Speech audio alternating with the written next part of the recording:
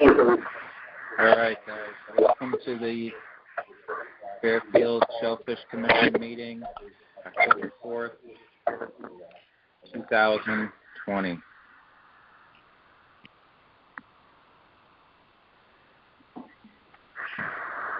Who's present? Debbie Macklin. Todd Kahnke. Allison Savona. John Short. All right, we'll call to order. We have a quorum. So there's no minutes of the last meeting because we didn't have a last meeting. So, well, that's... There's the minutes from the August meeting, though. There is. Okay, so we have the minutes from the August meeting. So there's two things before that. There's the resignation of Eric Johnson, which happened a while back, and he turned in his letter of resignation.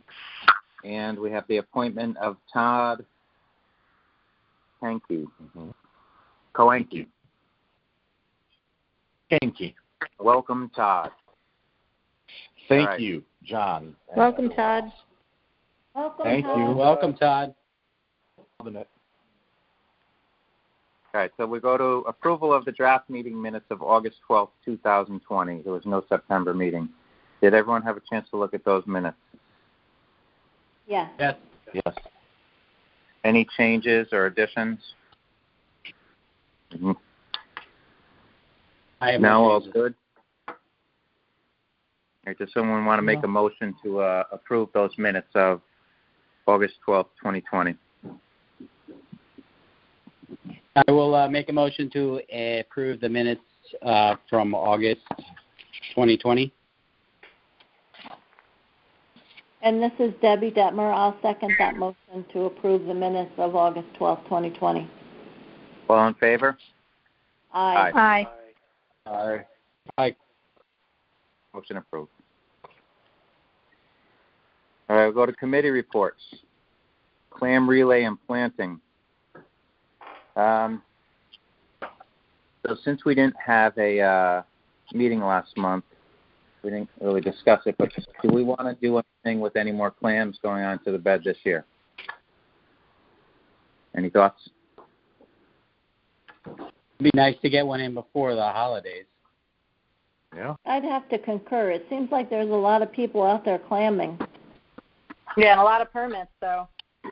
Record permits, yes.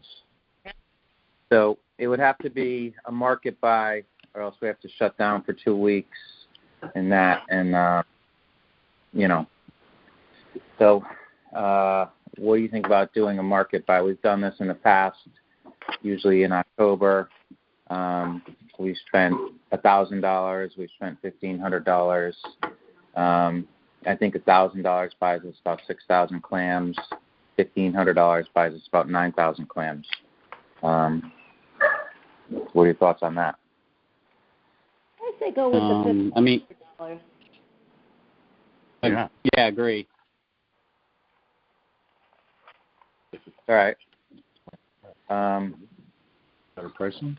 So you guys want to do a market buy of about 1,500, about 9,000 clams for $1,500. Does someone want to make a motion to approve $1,500 in funding to buy clams, market clams? I'll make a motion. I'll make a Debbie. motion. Yeah. Sorry, go ahead, Deb. You go ahead. No, you do. It's fine. It's the last one. It's all you. All righty. Debbie Detmer. I'll make a motion to spend $1,500 for what, 9,000 clams? Approximately. Approximately. Tim, you I second? second. Yep, I second. All in favor? Aye. Aye. Motion approved. I'll talk to G&B and see if they have the clams available. And if not, I'll talk to Norm Bloom, see if he has them. But someone should have them for us. Anything else on relay and planting? No? All right. Water and habitat quality. Well, the beds were closed on, this is Debbie Detmer, on September 24th. And, oh no, they were reopened on September 24th. That's a correction. And I believe they're open at the moment. Yes, they are. Yes.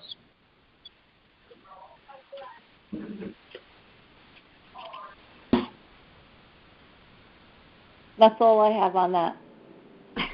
Okay. Love it. Anyone else have anything on water or habitat? No. We probably got to get out and take some water samples for DNA sampling,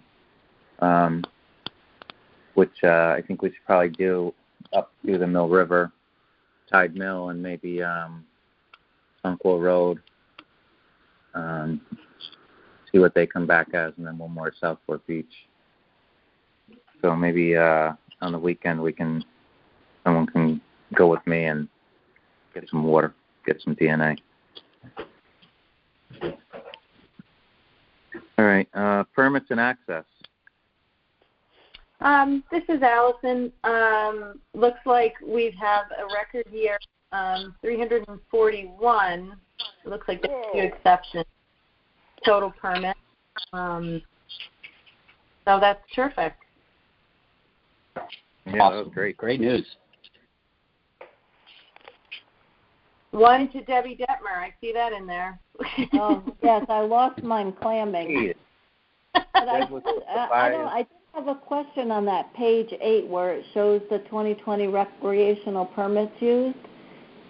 Under that it says 2019 issued. I didn't know if that was supposed to be 2020 issued. 2019. I'm looking.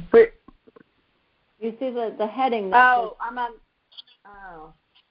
Yeah, on page 8. Page 8. Sorry, I'm on my computer. I can't.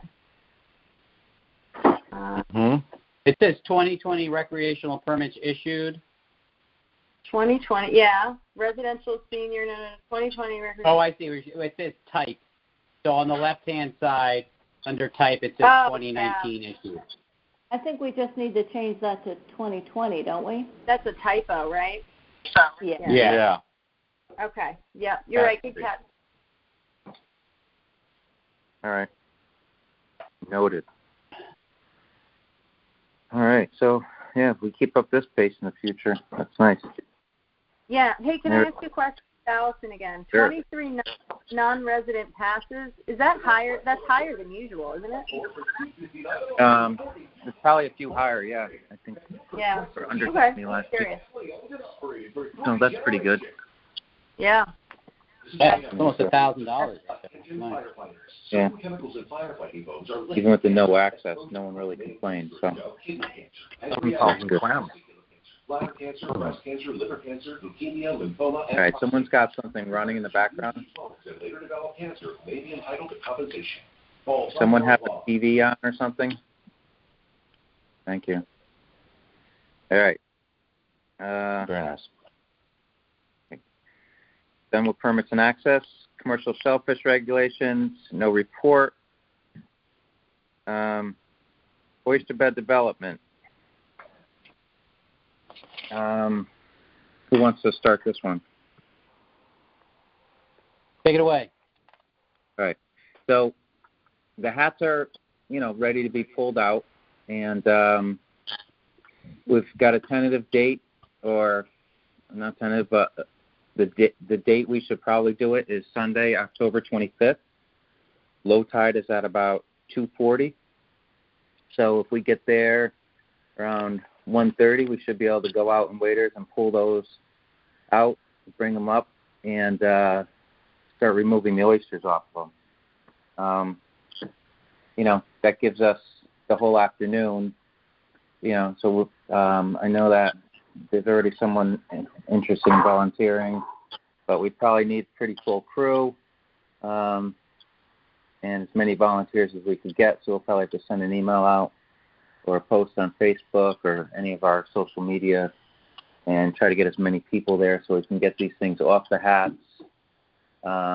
We can bring the sorter down, run them through the sorter, and then bag them up and hang them. So there's a decent amount of work. Worst case is we can't bag them all. We'll set them in the river and the harbor and bag them during the week. But what does everyone think about that? I'm on board 100%. Good. On board. All right, I'm on. Drum up some volunteers. And then we'll get some volunteers. Yeah. Do you want to try Mike? to get that sorter down there the morning of? Yeah, I can get it down there.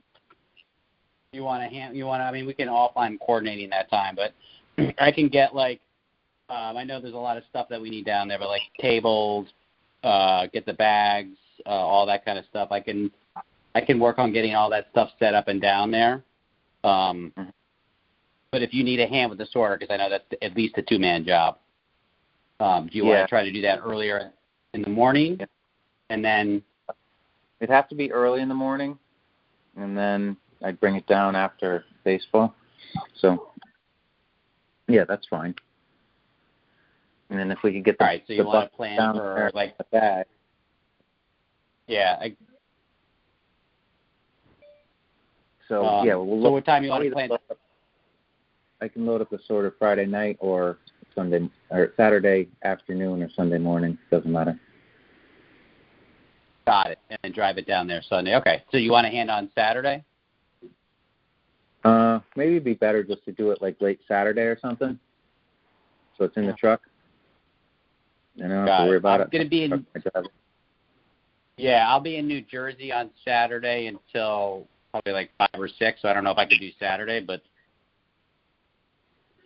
Or Sunday morning, but it has to be fairly early. Yeah, I can definitely do Sunday morning, unless somebody else can help you on Saturday. Okay. Am I right on the tide? 240 or something like that? Yeah, I'll double check right now, but yeah. So we'll probably get down there at like 1:30 and start pulling them. We'll bring the 2 sleds, float them out, float them in, and then just start knocking them off into the buckets. We can run them through the sorter and bag them up. John, we have 3 sleds. John, we've got the 3rd sled now. We get the 3 sleds, so we make it even easier. We don't have to go out so many times. There's got to be 90, at least 90 of those things out there still. So, there's a decent amount. Let me just confirm. I'm showing low tide at 141. So let me just. 141. Sources. I'm wrong on that. So we've got to get there probably 12:30. Let me just check another source to confirm. The date is 120.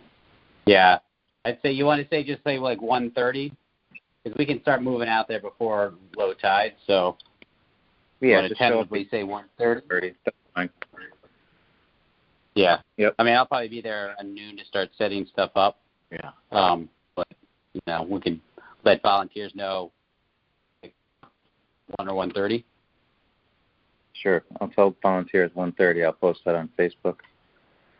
Okay. I'll send out an email just to all of us, just so that we have everything in an email. Maybe we can get an email out to the permit holders also. All right.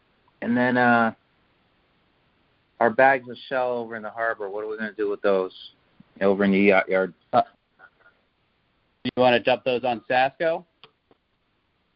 Yeah, we just want to put them on Sasco in our new spot.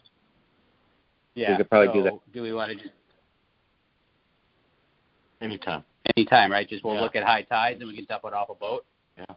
Yeah, why don't we talk about it on Sunday while we're doing on the 25th? Yeah. Unless we do it before that. I don't know. We might be able to do it before that. I'm pretty open before that if we can get out on a high tide. I'll look at I'll look at the tides and maybe we can get out either this weekend or next weekend. Yeah, we'll coordinate offline that way. And I'll send out an email and just let know what tides work, and if anyone's around to help, we can. Yeah, send out an email to when. Okay. when it's going to be done. So that last time I was I haven't been down there in a couple of weeks, but last time I was down there was only one buoy left. I don't know if anybody's been down there recently to see if that buoy's still there. That's right. The last one I saw was a white at one. Sasco. So. Okay. Yeah, so there's just one left. All right. So, okay. All right. What about shell collection? You still been collecting shell? Still collecting shell. Really down to just one restaurant. I don't know if it's because of COVID, but the Black Rock Oyster Bar is not recycling their shell. It's basically just Bryac, but they're good for like 6 buckets a week. And then Martel, they're hit or miss. I go there every week, and I'd say maybe they have a bucket every month or so. All right. But yeah, still I was collecting. in the storage locker this week, and there's 50 buckets in there, 50 brand new buckets with red tops. Are those for the oyster collection? Yes. Okay. I have a couple of development or to drop buckets at. Actually. Yeah, I mean, if you have any suggestions, Mike, for other restaurants that we can collect at, we can get those buckets circulated. How if many? You want? I mean, I could stop Yeah. Boca Restaurant in Bridgeport. I drive by every day. I know they sell a lot of oysters in there. They might be interested in doing it. So I'll check out that place. Okay. All right. We'll go to communications. Anything on the communications front? Yep. Not much to report. This is Allison. Debbie put together you want to talk to Debbie about the newsletter? Oh no, you can do it. Well, Debbie put out a newsletter. Yay. Thank you for doing that. Did you have success with posting it to the website, Deb? Yes, I did. Brian put it in a link, and I was able to link it, and I also posted it as a photo. Awesome. And I'll be working on a winter issue now. I'll start that one going. Awesome. Thank you. And I checked the commission email and shot off some stuff to you, John, but I think we're by and large up to date. Mm-hmm. Yeah, I found the word prosciutto in the newsletter. The word search. Oh, did you? Prosciutto? Yeah. Awesome. Yeah. Nice. Yeah. All right. Let's see. We'll go to reports from the Conservation Department. Brian? Yes, I'm here this month. I don't have much to say other than the balance is up. We should probably want to spend that down. I know you guys have some plans that Mike's going to talk about. The just coordination as far as some of the stuff that requires the boat. We'll probably be getting the boat out of the water second week of November. So we might, if we want to do a market relay, we just got to coordinate that. So just let me know about that. The permits have been pretty consistent. They slowed down probably this month. There haven't been as many coming through, but we're still getting 1 or 2 a week. And then as far as, as Deb said, we'd only had that one closure earlier in September. So far so good. None of this rain triggered a closure.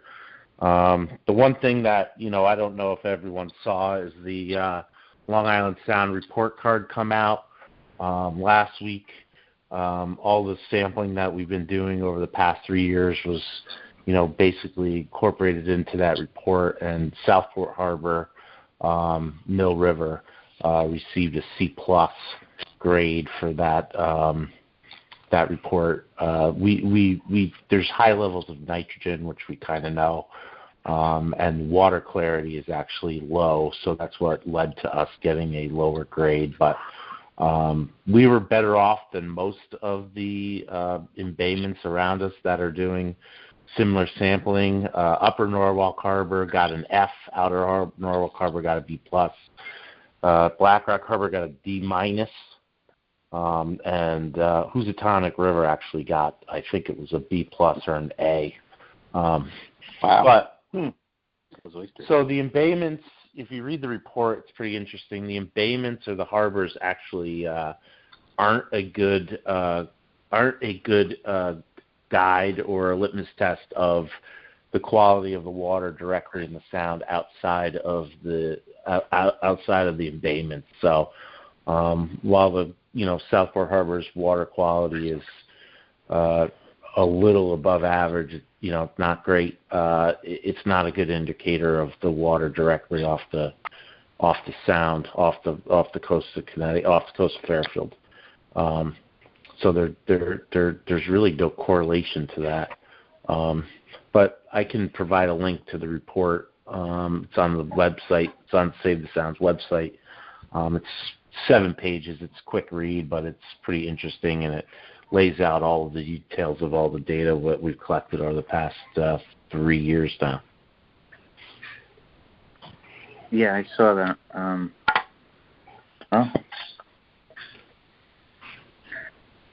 And John, I mean, we could talk offline about getting pretty much have it down to a science between getting G&B, Shellfish, everything squared away with them.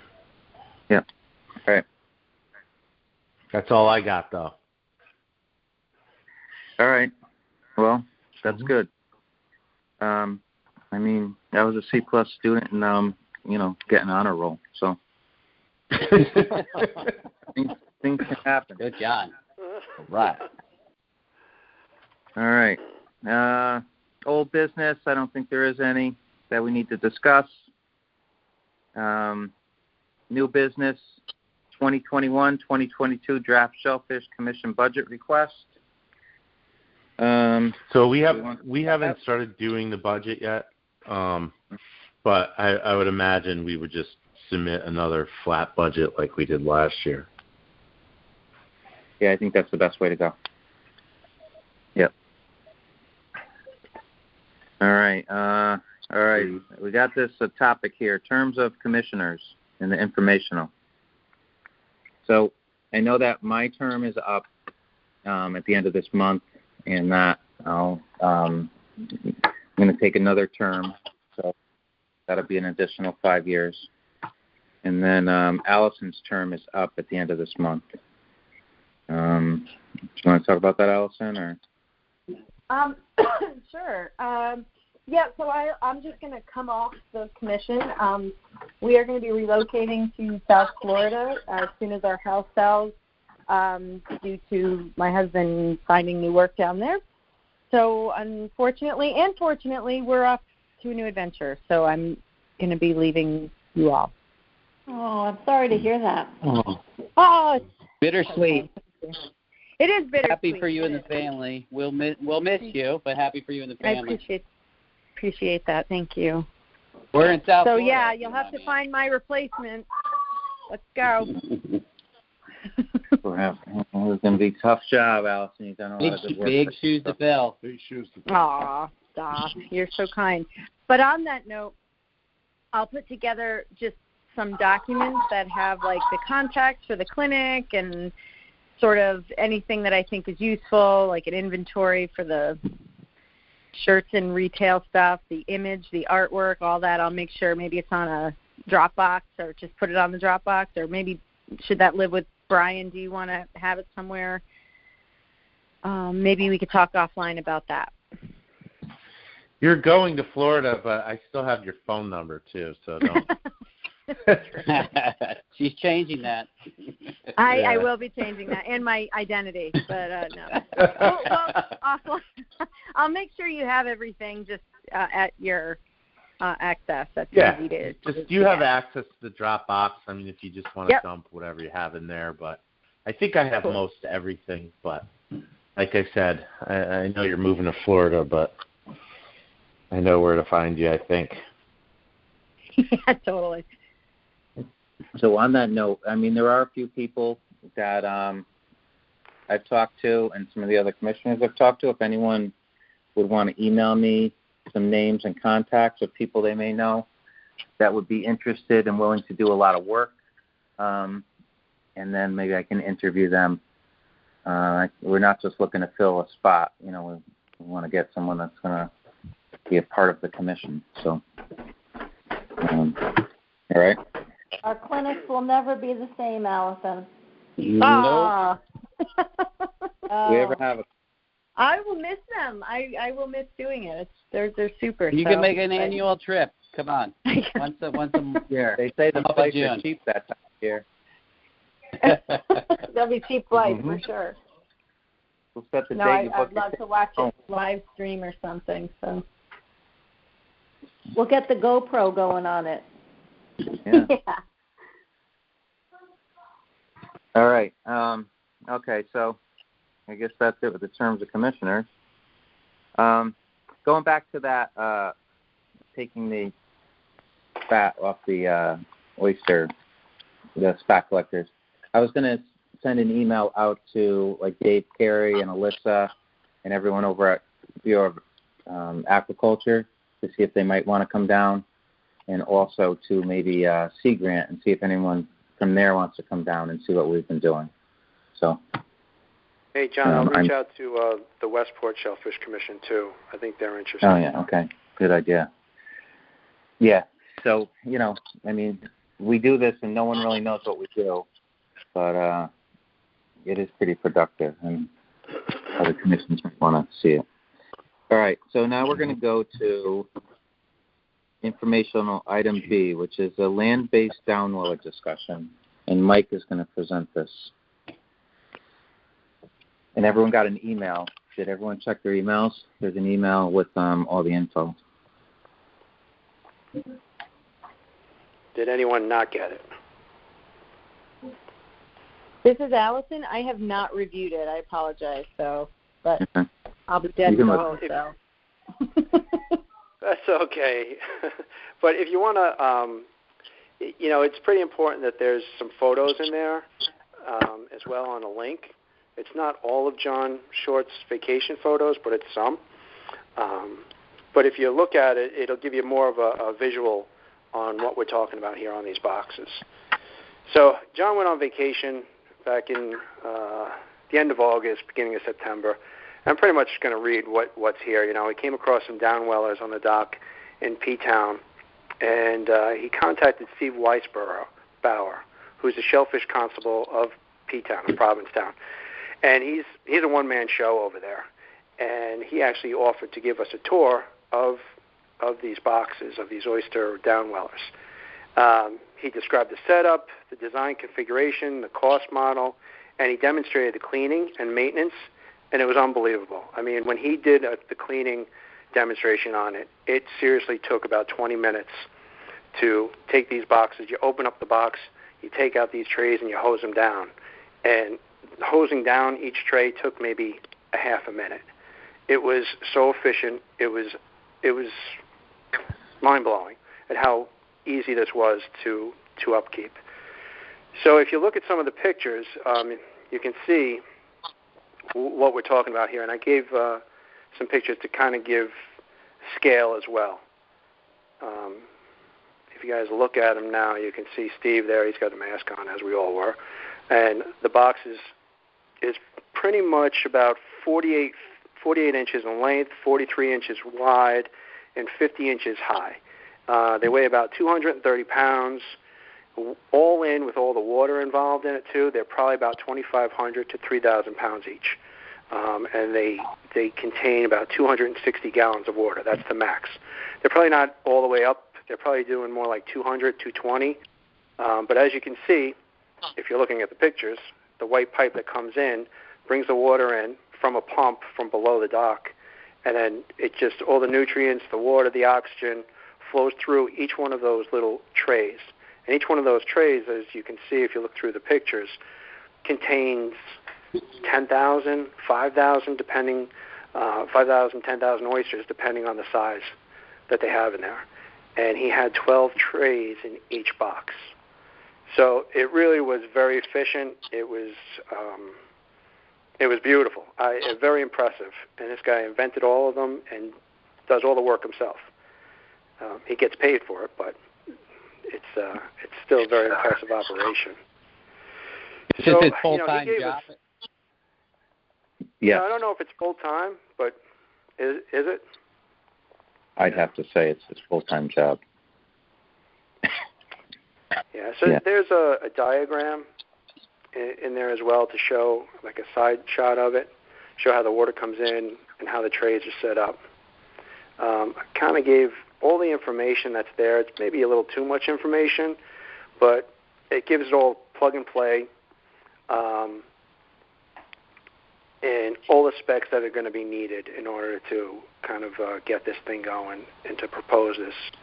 Now, we were doing a lot of looking around at places, and, Tim, John, and I in the past have talked about flubsies and different areas to go. We were talking about the J-Dock, where we have the oysters hanging now, and, when you put the weight in, you need to consider the weight, you need to consider clean water flow so we can clean these things out. You have to consider electric.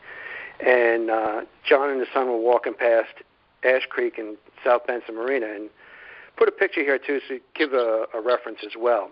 Right behind the bait shop or the gas dock there's a little park area, and there is an ice machine and there's a bench, and between that would be a perfect area for these oyster downwellers. Actually did a little discovery to see, who controls that area, and try and get. And the first thought I came across was Justin Cathcart. He's the marina coordinator, and I actually walked the area with him, and he liked it. He liked the idea. He's behind it. He's been in the industry, clamming industry in the past, so he knows our language, and he was all for it. So he actually sent an email out to Brian, I think you may have, I hope you got it, and Anthony Calabrese, just to kind of, I haven't seen that email, but I think it was just to put out the idea of what we're looking to do here and to kind of get the conversation moving. Brian, did you get that email? Yes, I did see it. Yes. Yep. Okay, great. So I'll cut in. Can I cut in for a sec, Mike? Sure. Yeah, so these systems, first is on the permitting for it with Bureau of Agriculture. I talked to Dave Perry, and he said that there is one of these systems running in Norwalk right now, and that it works great, and that the permitting is it's an easy permit for taking water out of the water source and then putting it back in, and it's basically figuring out the flow rates and that. So he sent over the existing permit that's in Norwalk, and then the paperwork for the two permits we're going to need. He was all for it. He says it's a great idea. It's great for, like school systems. If they want to stop by, we could give them a tour of it. He says they work really well. They run one over in Norwalk, and it works well. It's an opportunity for us to do something with the seed that we get already on our hats, and also to buy oyster seed and clam seed and start growing this out in a kind of a controlled, compact environment, and not have to go in the water, and we can possibly up our mortality, reduce the mortality, and put out a lot of shellfish onto our beds for a reasonable price. So, all right, Mike. Yeah, I mean, to add to that, Steve was saying that he has a 99% survivability in there. When we go through the shell and everything, when we sort the oysters, we're always looking, and we're finding drills and other predators. He was telling us that the Asian crab eat a lot of his oysters. I mean, we saw 2 crabs in that whole setup. So it was very efficient in regards to that. So, the cost. I actually went out to Hagco for a quote.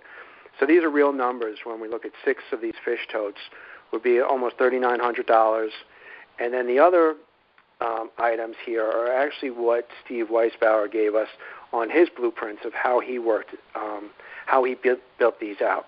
When you talk about the PVC coming in, the pumps needed to bring the water in, All those specs actually fit the location where we're looking at, too. I think it's a 35-foot pump, and that's just raising the water horizontal, and we don't even have that. It's about 31 feet, but it's not all vertical.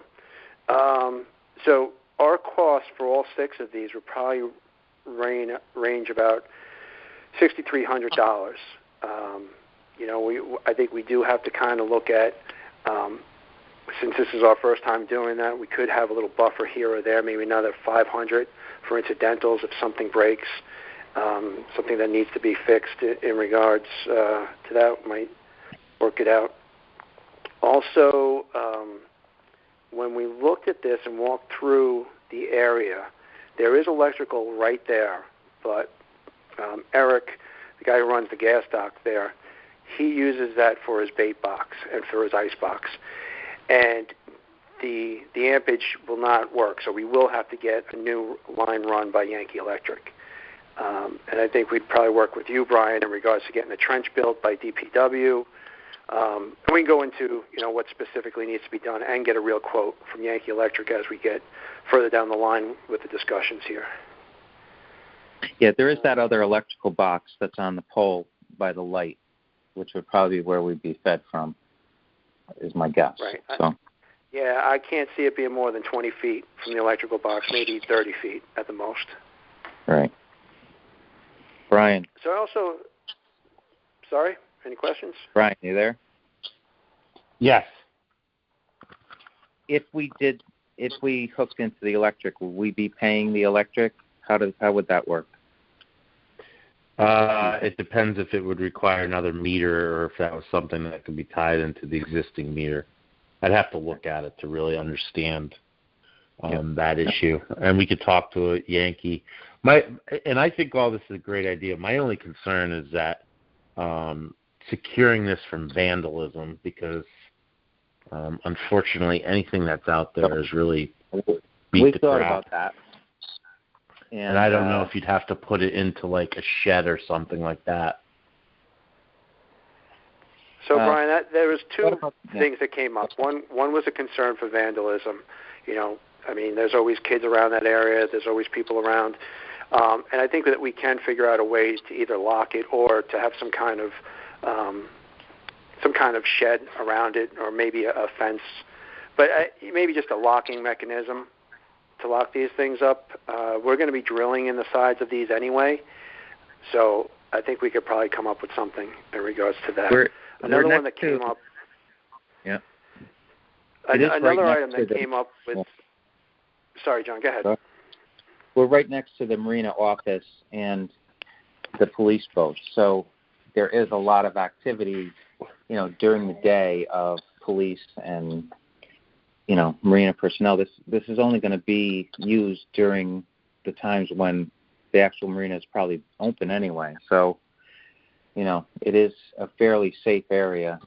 I know that anything can happen at any time, but if there was a spot down there, that's the spot. It's, right there next to the police stuff. So, go ahead. Another question that Justin came up with was like emergency preparedness. So what happens when the next Sandy comes? I actually spoke with Eric, the owner of the bait shop there as well, and he has no problem with this. He welcomes this. But he mentioned that during Sandy, the ice box that was there was pushed across the parking lot and was up against the fence. So, seeing the demonstration that Steve gave us, you can empty each one of these probably in 10 minutes. With enough time, we could probably get those things out of there. If we had 3 or 4 days, I'm sure we could, we have a spot at conservation to put them, and I think we should be able to get them out of there within 3 to 5 days notice. What would we do with the oysters, though, in that situation? We could bag them up. Bag them or put them in the harbor. We'd probably have to bag them. Just empty them right out of the bins into bags. Truthfully, it'd have to be a hell of a storm to move that thing, 3,000 pounds. But yeah, no, I think that's low on the concern list. Unless the water's that high, it is. We put that out there. it would be a concern because if we do have, not knowing what approvals we need through the different departments, we just need to be prepared with some of these questions. And, Brian, with your guidance, I think that, we'd be better prepared once we, you fully review this and kind of give us ideas on how to best to navigate through the bureaucracy in town that we might face. Yeah, I don't think it's going to be a big deal. I mean, the commission had similar setup back in the early 2000s, so it's been done before. They had an in-water upweller that was used for years, but kind of just became abandoned. Yeah, so the positive with this is we don't need permits to put it in the water, and it's easily accessible if one of these, nature's classroom things or whatever they call them, wanted to come down and see how oysters grow and all that. It's an easy setup. It's easy to, teach it and that, and display it, that kind of thing. Up in Provincetown, they had some nice signage on it of what these are, and you can go to a web page and see the whole thing. So, there could be a lot of positives from it on top of us getting oysters and clams. And another thing is, if anyone's done the power washing of the bags, like Tim, when you have like 30 pounds of sea squirts on these bags, the fouling is unbelievable. Working through this and doing 10 minutes on just rinsing these with the hose was amazing. I mean, just the ease of it, the entry, the cost entry to this, I think it just kind of enhances everything that we've been doing. And, 2 years ago, when all of our oyster spat died from 3 inches of sand that covered it, we rolled through this live and learn, to see that we get 99% survivability would be incredible. I also put, sea cost in there. So I think I love this idea. I think it's great. Is there a reason we have to go with 6 first? Can we just run a pilot and do one of these containers and see how it goes? My concern is that it's going to be a lot of maintenance and work, and that while, yes, power spraying the bags is a lot of work, I don't know if this guy's full-time job is to maintain these and work on these, that's a lot of man hours. Is he cleaning them once a week, twice a week, 3 times a week? So he does them every 2 weeks. Basically once a week he's doing them. Okay. So yeah, I think if we clean the bags that we hang in the water, if we did those every week, they wouldn't get so fouled up either. So my concern is just making sure that there's enough man hours and manpower to make sure that these are cleaned every week and they don't get fouled up. So that's why I feel like doing one of these and doing a little pilot program and see how much work it is makes a lot of sense. And then if they seem like a system that you can expand on easily, so do one, see how we like it, how it works with our waters. Is there more fouling in our waters than up in Provincetown, where I think the water's a lot cleaner? I think that's one of the reasons why our bags foul up so much, is because of the water there. But, I mean, again, I love the idea. I just feel like doing 6 to start is a little bit ambitious, and feel like maybe just doing 1 and see how it goes is a little bit more something that we can manage a little better. Well, when Steve actually mentioned that to us as well. He did 6 because of, first of all, economies of scale. When he was doing this, he was able to do it in one shot. And when you put it out there with 6, he also utilizes these for some of the shell fishermen in town, where they can utilize and put their spat into this. If we do 1, it kind of handcuffs us in regards to going through this all over again. When we have 6, each year we talk about our budget and how it's getting bigger and bigger, and that we have more in the bank.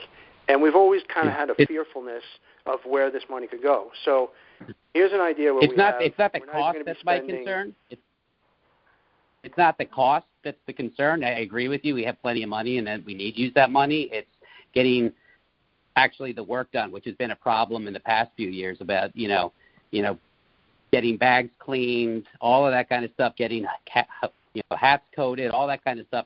It's challenging getting everyone to be, with their busy schedules to get together and get that work done.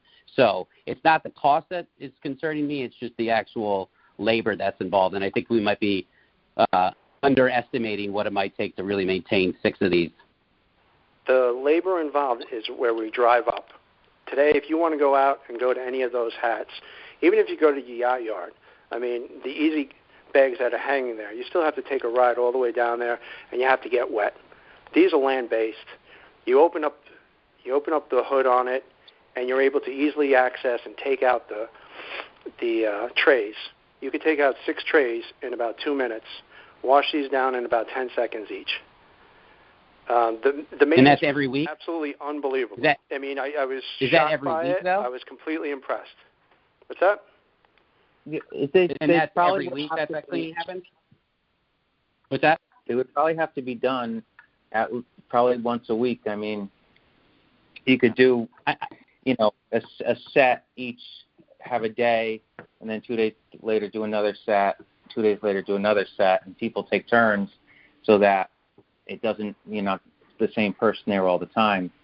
Thing is like, if we get one, the problem is getting seed, oyster seed in that, where you have to buy a certain amount of seed, and we'd be growing it out a little further than what they grow. They only grow it out to 1.25 inches. We might want to grow it out to 2 inches, so we'd be transferring. We wouldn't have as much seed in every box, I think the maintenance on it is not too bad. You can pull a plug on the bottom of each chamber, and it lets all the muck out of the bottom, and it wasn't really that much muck, but it lets all the water out if you want to clean it that way. And then the top tray in this, which these trays are basically lobster totes. They're the rectangular baskets, and they have a mesh bottom in them. The top tote has a bag of clam seed in it, which has a finer mesh, the bag, so that catches most of the solids, and then the water goes through the rest of these things. When I talked to Dave Carey, he didn't seem to think that it was going to be a backbreaker on the maintenance of them, because the one that's running in Norwalk, he said, is an older gentleman that runs it, and he's able to keep it going. So, I mean, we could take a look at his, and Do they have 6 there too? He just has one. Is it the standard is 6? He just does one. The thing with the 6 he just does one box. He just has one. Is the pump? You have to put a certain pump in there, and I guess you could pump one. I just feel like if it's something we want to do, you get the whole thing. We could run 2 for a while and see how it is and how much cleaning there is, but it seems like there's nothing coming from that one. There's not enough. No, 2. Yeah, I know, but it's a trial just to see how it goes. That's my concern is that it's just we do a trial, and why not the next year put on 5 more? It's just to see how it goes, make sure that we can sustain it. Maybe we can do it instead of just jumping right into the deep end. It's just try one. It's an experiment, and if it goes well, that's awesome. I love this idea. I just again don't want to bite off more than we can chew.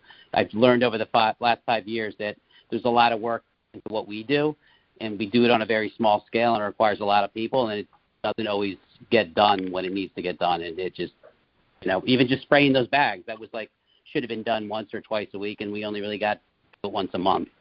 So if we had people doing it once every 2 weeks. I'm not going to lie, the bags are really a lot of work to bring the power washer and set up the hose, and it's a lot of work just to get to the point of cleaning the bag, and then the hose would be right there. You're just standing there. You lift the boxes out and spray them down, and put it back. I know, but what I'm saying is that only happened once a month, so we could only do that once a month. So, yes, it's a lot of work, but it was only getting done once a month. So now we're taking a system that needs to be done every week, almost every couple of days. So if we can't get people to spray bags more than once a month, how are we going to get people to do this every week?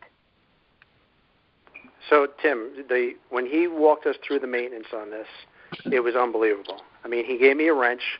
I went over, and I just turned the plug at the bottom.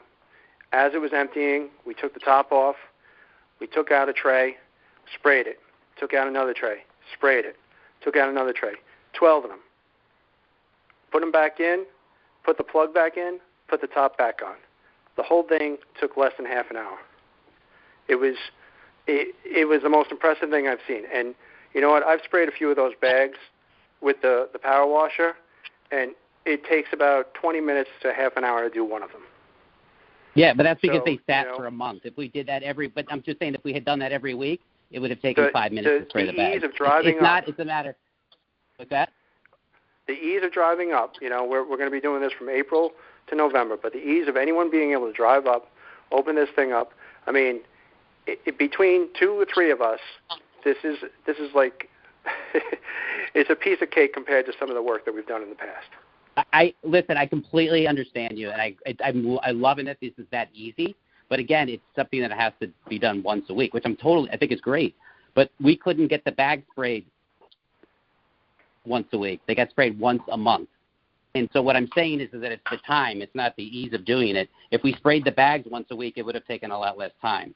So if we can all agree here now that it's going to be, we're all going to step up and go and do these things once a week, then I'm all on board. I just don't want it to fall on one person or something. Because, like I said, the bags only got sprayed once a month because that's what we were only doing. If we sprayed them every week, they would have taken 5 minutes to clean. So it's not really. It's just agreeing to make sure that it's going to happen once a week, and that's just another reason to have one and just to see how it goes. But it's just that's my big concern. Well, I'm committed to do this once a week. And, you know, with additional resources that we've had lately, including the intern that we've had, and we've had some really good participation from Troop 88, the Boy Scouts, in August on putting out Shell. You know, I'll commit, and I can run on a weekly basis.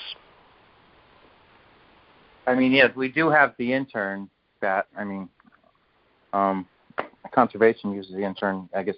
Is it the conservation's intern or Brian? Well, we kind of split her, but we need to find a new one. I was using her for that was able to put in a couple hours a week down there. It would really limit the amount of time we had to spend down there. You know. Yeah, I think if you find the right person. Organize that. We could have had the intern cleaning the bags once a week, but none of us, made it a priority to make sure that was getting done. So as long as we can make it a priority, yeah. Yeah. Also, just one other concern is the footprint. Are we more likely to get this approved if it's one and less of a footprint, or do we have to get an approval to do 6, start with 1, and then expand? Those boats might need. I'd have to know how much room it's going to take up because I'm going to have to go to Parks and Rec Commission most likely and ask them. But I don't think it's going to matter one way or the other. It's either. I don't think you're not talking about a huge footprint, right? No. No, we actually, Justin and I he brought a tape measure and did an estimate on the footprint, and what we looked at was maybe 2 rows of 3. They almost fit the same footprint as the ice cooler cage there. Do you guys need to pour a pad for this? No.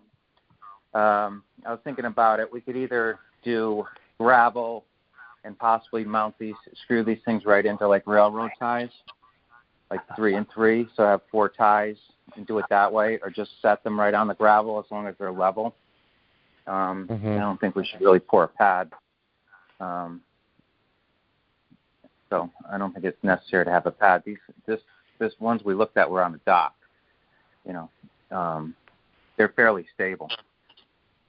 So I think just gravel would probably be suitable as long as we leveled it out. The footprint, I'd say maximum 10 by 16. Does that sound right? 160. No, because we need about a foot distance in between each box. So that would give us another 2 feet. About 4 feet each. So, yeah. So 4 times 3 is 12 feet. 48. And 3 feet. Yeah, okay. So say 10 by 20. 48. Right. Oh, they do about 3. Yep. Well, we could take another field trip over to Norwalk and take a look at this one that's there and see how dirty that one gets. So, yeah, I'd just like to see if the waters here create more fouling than they would up in Provincetown. Just curious. I'm sure it creates a little more fouling than up in Provincetown. Yeah, the water up there is, it's a little clearer in the harbor and that. If we put together a schedule between commissioners, volunteers, and an intern, I'm pretty sure we could get it done. We did describe, Steve Wisby, our environment here, our water temperature, the nutrients that we have, the cleanliness, and he actually thought that we would have better growth just because of a longer time frame of growing out and more food. Yeah, and Dave Perry was in agreement with that. And also, we'll be, as long as we put them in, once they hit 2 inches, we can put them in between 2 and 2.5. Dave Perry said we don't need to shut down or anything like that. We can just put them in when they hit that point. So. Got it. Do we and then do some more? Does he sort them every month or so, or in the trays? Just to obviously they're going to grow at different rates. Does he have to sort them at all, during the growing process? So when you do the cleaning, the ones on top grow faster, or the ones on vice versa, the ones on bottom, I'm not sure. You just switch the trays around. And so you put the smaller ones on top and the larger ones on the bottom. But within one tray, they all grow at about the same rate? They're growing about the same rate. I don't think you have to sort them every time. They all seem to be about the same size in his trays. So. Got it. And you said you can grow them up to 2 inches in these trays? You just have to put less in each tray? Have to be less in each tray, yeah. He's growing them up to 1.25 because the crabs eat them if they're less than that. So they have some Asian crab up there that has a larger claw that's able to open oysters under 1 inch. So they grow them to 1.25 inches, and then they go out to where they're going. Here, I think our issue is the surf and everything like that, and drills. We could probably try to grow them a little further, maybe to 2 inches, so we put less in each tray, which also goes to having more units because we're going to have to buy a certain amount of seed. And Dave Carey said the seed would be no problem to get. There's a place in Stonington that he would help us get the seed from. And also, I think Norm Bloom has an operation. He might be able to provide us seed too. So. Got it. So this would be a combination of what we grow out on the hats and then just purchase seed from a hatchery. Yep. Yeah. We could do the stuff on the hats in there, throw it out. It's already, by the time we'd be putting it in there, it'd be 1 inch to 1.25 inches. Just grow it out a little bit more and then get it on the bed. And then when we take that out of how many ever we're using for that, we can switch dump some of the trays and spread it out between them so that we can grow the other ones to the full size before we put them out. So, I don't know. I mean, I think we should just do it, and then we'll figure out how to get the cleaning done with a schedule of people so that it's not one person or 2 people just doing it. No, I mean, I absolutely love the idea. I think it makes total sense. My just concern would be start small and then move up a little bit bigger. That's all, just to test it and see how it goes.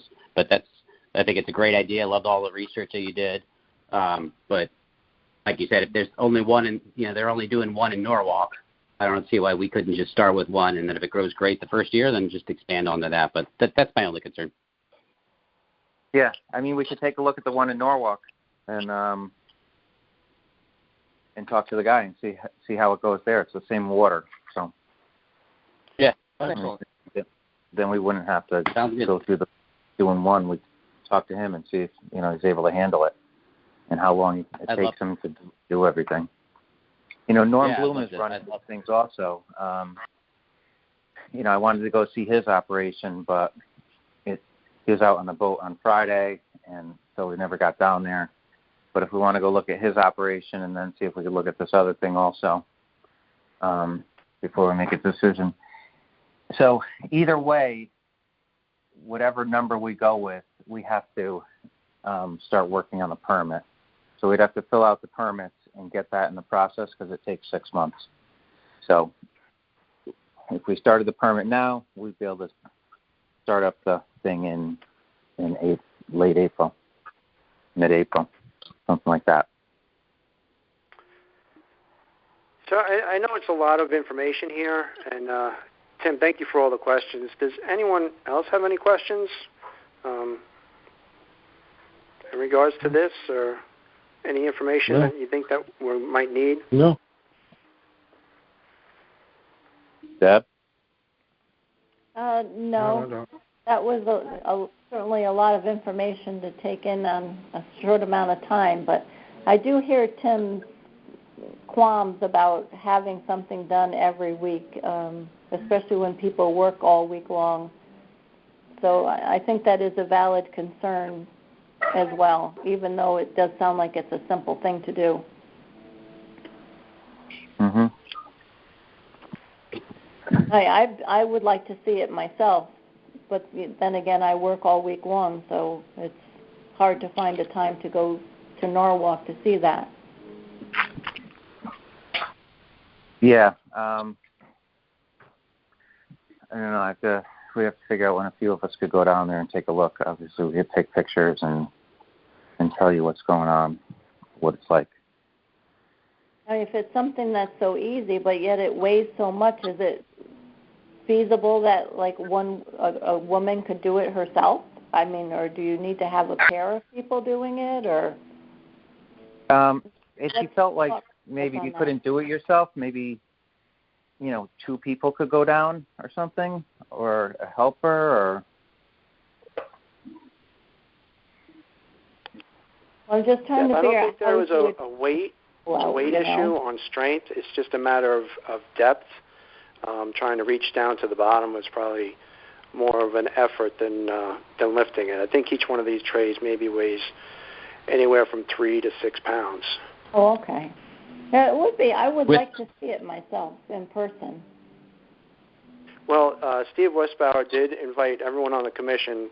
Their season starts November 1st, believe it or not.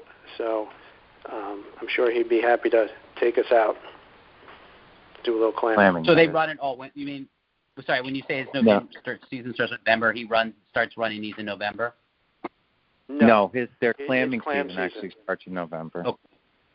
Yeah, he only does these boxes for 12 weeks.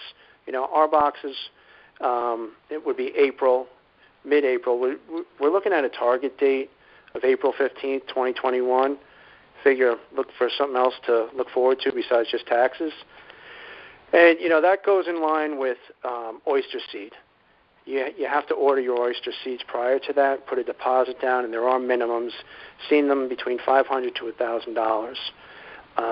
Another thing is the logistics on trying to get this approved. I mean, we meet once a month, and here we are in October. We would have to kind of get our funds together, get an idea of what we want to do, and then move forward with our plans on approvals through in order to meet our deadlines.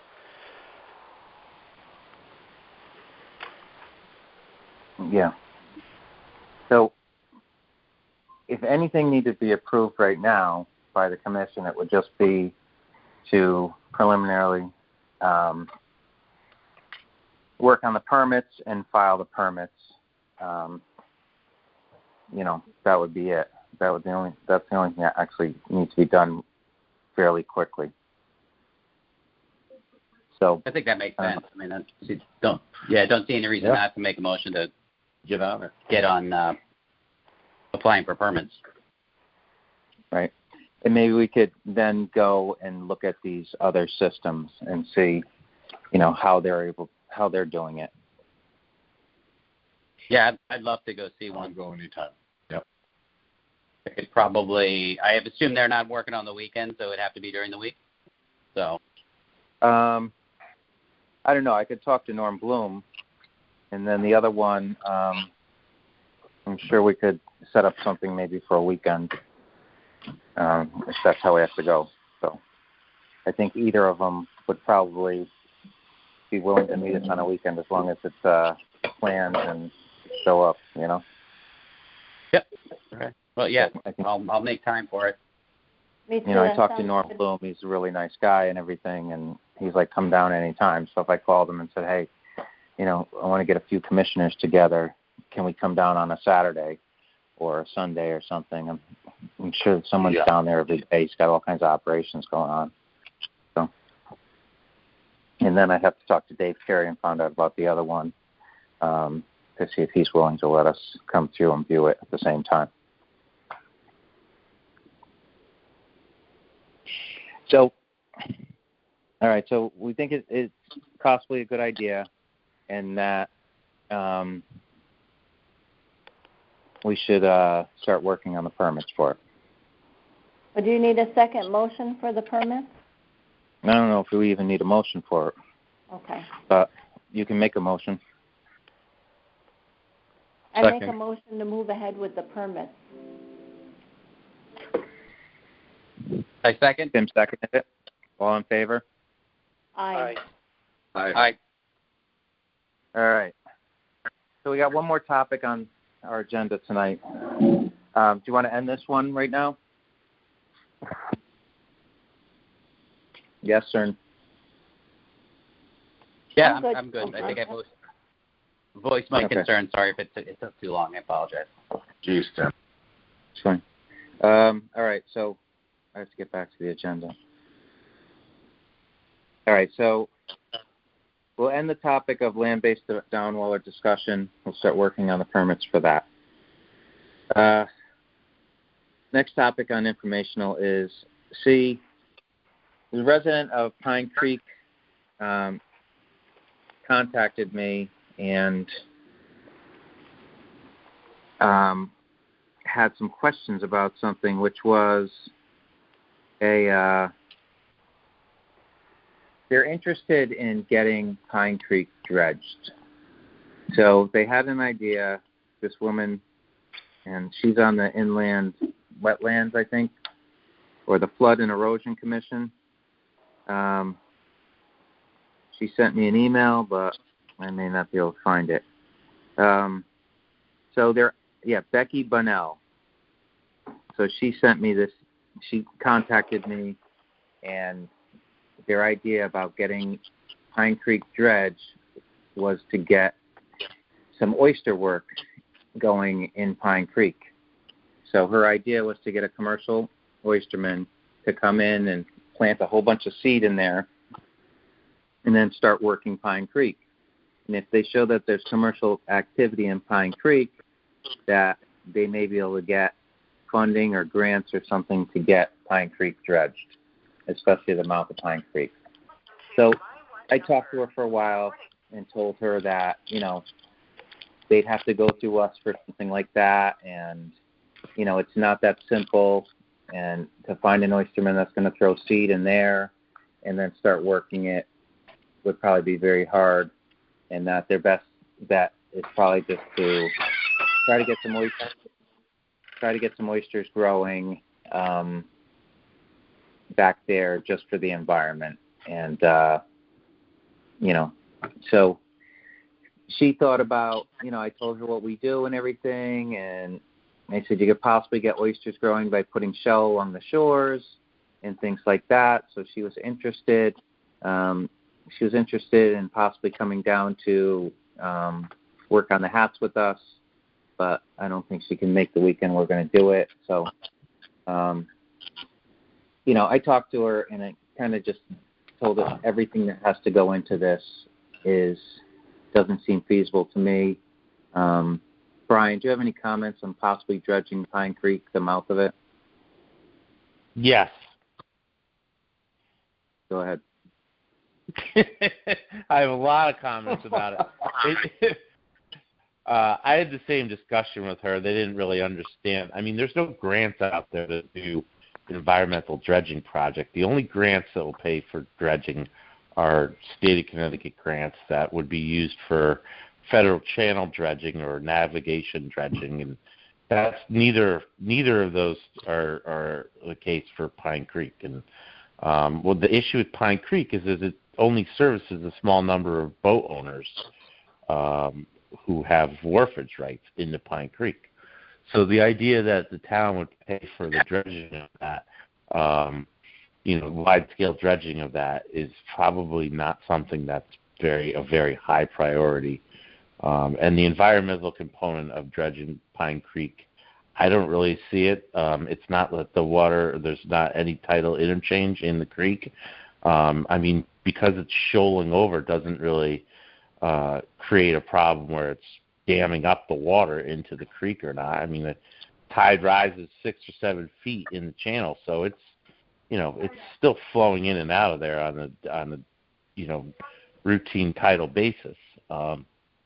So, I think the way that the town would have to go about this, and obviously there's only been preliminary data taken to see if that dredge material is contaminated or would need to be capped in, the center part of the sound in one of the disposal areas, which are right now shut down, is that the town would come in and dredge it and assess the people who have wharfage rights along the creek. But I don't envision that happening without a lot of discussions with the neighbors.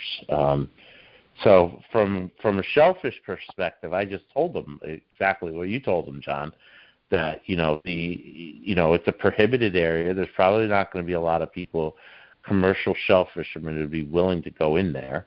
Let's be honest, there's only 5 or 6 companies in this area of the state, and they all have their own beds or natural beds, or Norm Bloom, in his case, he's got his own seed hatchery going on now. So I wouldn't see really anyone interested in managing a prohibited area.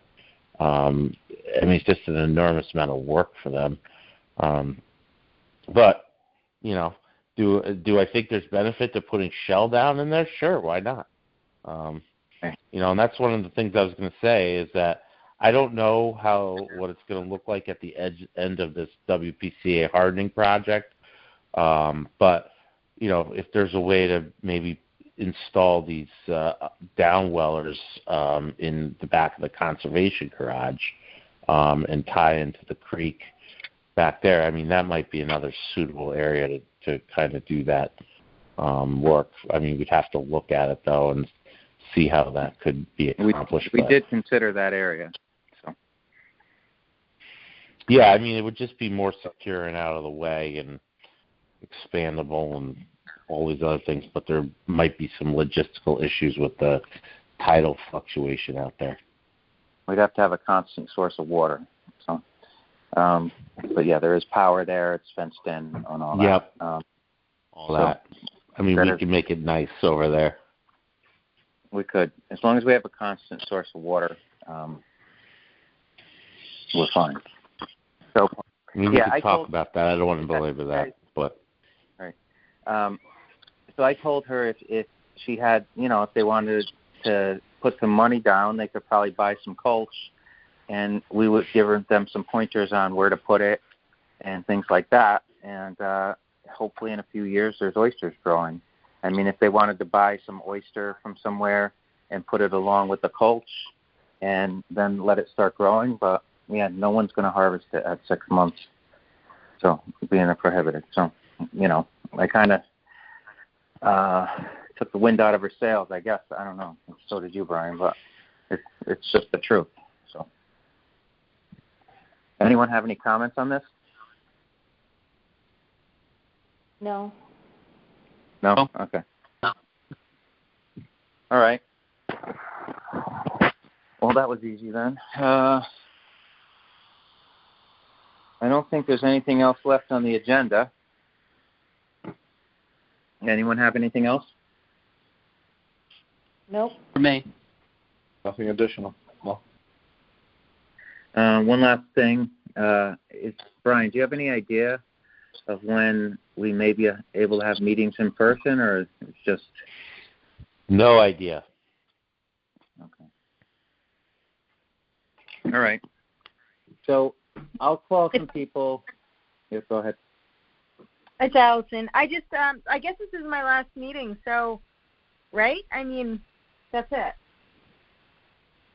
Or do I wait until... Do we have a going away party for you? I guess not. At Basco?